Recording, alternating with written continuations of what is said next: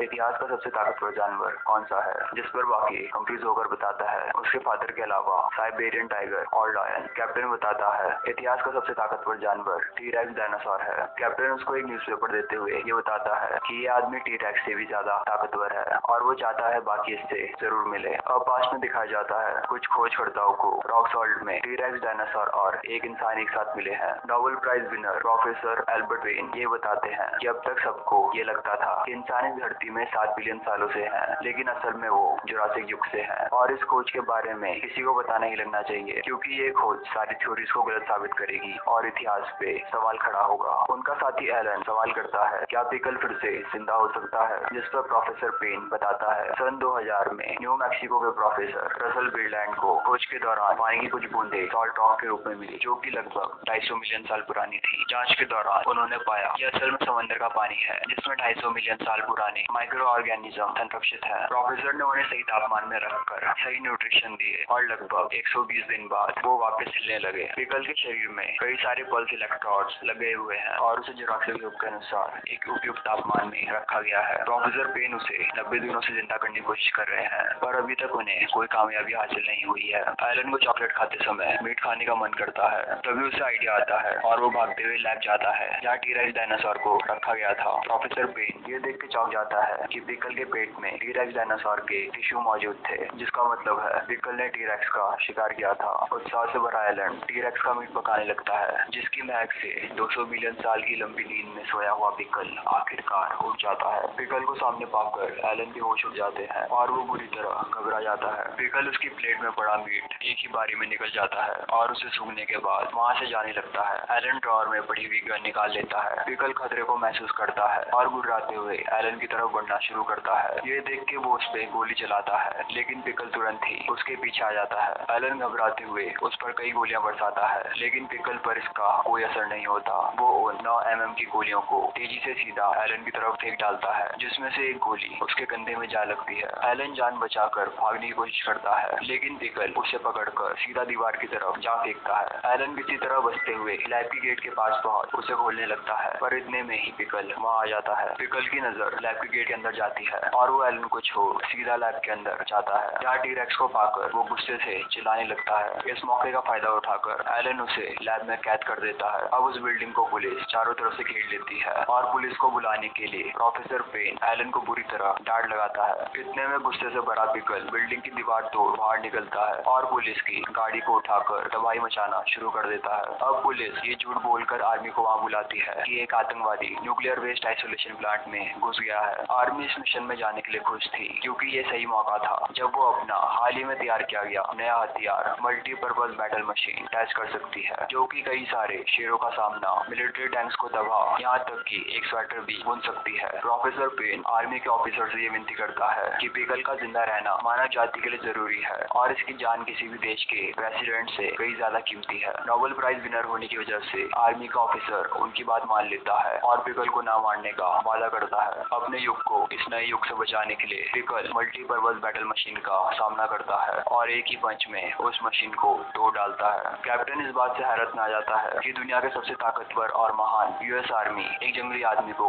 नहीं रोक पा रही। कैप्टन की उसके प्रति इज्जत बढ़ जाती है। कैप्टन अपने पूरे कपड़े उतार कर पिकल के सामने बैठ जाता है और उसकी तरफ दोस्ती का हाथ बढ़ाते हुए कहता है कि वो उसे उसके जैसे लोगों के पास ले जाएगा। पिकल उसकी भाषा न जानने के बावजूद भी उसकी बात समझ जाता है और उसके साथ जापान के लिए निकल पड़ता है। अब प्रेजेंट में बाकी और कैप्टन लाइव न्यूज देख रहे हैं, जिसमें दिखाया जा रहा है पिकल जापान लैंड कर चुका है और नौजवान फौजियों का घेरा उसके साथ चल रहा है। 2 मीटर से भी ज्यादा उसकी लंबाई देख सभी वहाँ चौंक जाते हैं और उसकी ताकत महसूस कर बाकी के चेहरे में पसीना आ जाता है। लाइव न्यूज एंकर अब रिपोर्टर आइजावा को डायनासोर के युग से आए आदमी से बात करने के लिए कहते हैं। रिपोर्टर आइजावा भागते हुए उसकी तरफ बात करने के लिए जाती है। पिकल अपनी जानवर प्रवृत्ति को रोक नहीं पाता और आइजावा को जकड़ लेता है। सारे फौजी उस पर हमला करते हैं, पर उस पर इसका कोई असर नहीं होता। सभी वहाँ उसकी जानवर प्रवृत्ति देख शौक में आ जाते हैं और उसे कोई रोक नहीं पाता। इस घटना को देख पूरे जापान को समझ आ जाता है अगर ये जिद में आ गया तो आर्मी भी इसका कुछ नहीं बिगाड़ सकती। पूरे जापान में तहलका मचाने के बाद पिकल वहीं जमीन में सो जाता है। अब प्रोफेसर पेन एक थ्योरी को समझाते हुए बताता है 100 मिलियन साल पहले जब डायनासोर इस धरती पर हुआ करते थे, तब एक विशाल मीटियोर इस धरती पर आकर गिरा, जिस कारण वातावरण में धूल के बादल बनने लगे। गए और सूरज की रोशनी रुक गई। कुछ समय बाद धरती का पारा 270 डिग्री तक गिर गया, जिस कारण कई सारे प्राणी बर्फ की चपेट में आ गए और धरती के फट जाने की वजह से ये जमीन में धंस गए, जहाँ इनके ऊपर रॉक सॉल्ट की परत जम गई, जिस वजह से ये आज भी संरक्षित हैं। रॉक सॉल्ट के अंदर उन्होंने टीआरएक्स और पिकल को पाया, लेकिन टीआरएक्स के जख्मी होने के कारण वो उसे बचा नहीं पाए। पिकल के